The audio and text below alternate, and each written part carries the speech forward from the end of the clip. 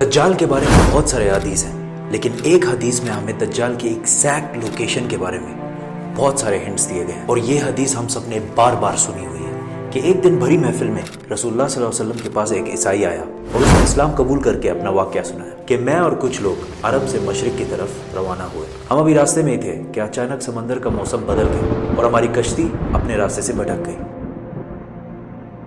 ایک مہینہ ادھر ادھر بھٹکنے کے بعد سمندر نے آخر کار ہماری کشتی کو ایک جزیرے کے پاس لا کھڑا کیا۔ بڑی کشتی ڈاک کر کے ہم چھوٹی کشتیوں کے ذریعے اس جزیرے پہ پہنچے اور وہاں ہماری ملاقات ایک عجیب قسم کے مخلوق سے ہوئی جو بالکل کالا اور جسم پر بہت زیادہ بال تھے اس کے، اور اس نے اپنا نام جساسا بتایا۔ ہم نے اس سے پوچھا تم کیا چیز ہو، کیا مخلوق ہو؟ اس نے بولا مجھے چھوڑو، وہ ادھر ایک مندر ہے، ادھر جاؤ، وہاں ایک شخص تمہارا بہت شدت سے انتظار کر رہا ہے۔ اندر ہم نے ایک شخص کو زنجیر میں بندھا ہوا دیکھا اور اس نے ہم سے 3 سوال پوچھے کہ مجھے بیسان کے درختوں کے بارے میں بتاؤ، کیا اس میں کوئی فروٹ پھل وغیرہ ہیں؟ ہم نے کہا بالکل، وہاں بہت فروٹس پھل وغیرہ ہے۔ اس نے کہا بہت جلد وہاں کچھ بھی نہیں ہوگا۔ پھر اس نے پوچھا مجھے لیک آف تبریہ کے بارے میں بتاؤ، کیا اس میں پانی ہے یا نہیں ہے؟ ہم نے کہا وہاں بہت پانی پڑا ہوا۔ اس نے کہا بہت جلد یہ بھی خشک ہو جائے گا۔ اور پھر اس نے کہا مجھے اس امی پیغمبر کے بارے میں بتاؤ، کیا کیا ہے اس نے ابھی تک؟ ہم نے بتایا کہ وہ مکہ سے نکل کر مدینہ میں آباد ہو چکا ہے۔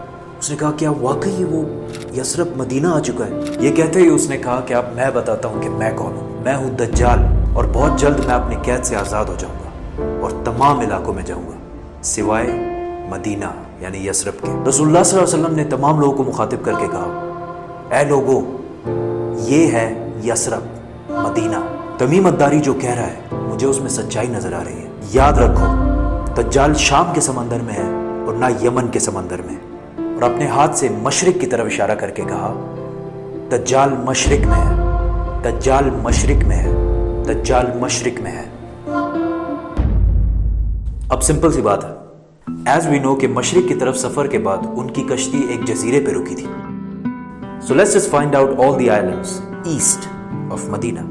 مدینہ کے ایسٹ میں there's the famous Arabian Sea، اور اس میں مینلی 4 جزیرے پائے جاتے ہیں: Lakshadweep island in India, Socotra island in Yemen, Masirah island in Oman, and Astola in Pakistan. حدیث میں کلیئرلی فرمایا گیا ہے کہ دجال یمن کے سمندر میں نہیں ہوگا، تو یہ 2 آئلینڈز تو نکل گئے۔ رسول اللہ صلی اللہ علیہ وسلم نے مدینہ میں جو مشرق کی طرف اشارہ کیا تھا، اگر اس سے ہم ایک سیدھی لائن کھینچیں تو وہ بالکل استولا آئلینڈ کے اوپر سے گزرتی ہے۔ اور جب جساسا نے ان کو اس جزیرے پہ ایک ٹیمپل مندر کی طرف بھیجا تھا، تو اس جزیرے پہ ایک مندر ٹیمپل کے کوئی ریمینز تو ہونے چاہیے۔ انڈیا کے اس آئلینڈ میں تو ایسا کچھ بھی نہیں ہے، لیکن پاکستان کے استولا آئلینڈ میں پتہ ہے کیا ہے؟ مندر۔ لیکن یہ تو 1450 سال پرانی کہانی ہے، مندر تو ابھی 40-50 سال پہلے بنا ہوگا۔ 2000 سال پرانا مندر، اور مندر بھی کس کا؟ کالی ماتا، ہندوؤں کی سب سے خطرناک اور خوفناک گاڈس، دیوی، جو دکھنے میں بہت خوفناک اور جس کے جسم پر بھی بہت زیادہ بال ہیں۔ کچھ یاد آیا؟ جساسا۔ ان صحابیوں نے جس عجیب سے مخلوق کی بات کی تھی وہ بالکل ہندوؤں کے اس بھگوان سے ملتا جلتا ہے۔ لیکن اگر آج آپ استولا آئلینڈ جائے تو آپ کو دجال نہیں ملے گا۔ وہ آزاد ہوا ہے یا نہیں یہ تو نہیں پتا، لیکن یہ جو جساسا ہے اس کو غور سے دیکھیں۔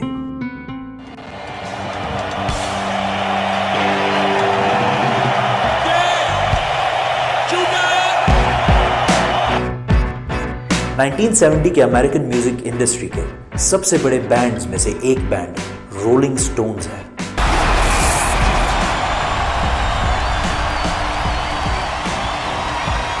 جس نے اپنا یہ لوگو ہندو گاڈس کالی ماتا سے انسپائر ہو کے بنایا، اور یہ لوگو پچھلے صدی کے سب سے مشہور لوگوز میں سے ایک ہے، اور رولنگ سٹونز بینڈ کو one of the greatest of all time مانا جاتا ہے۔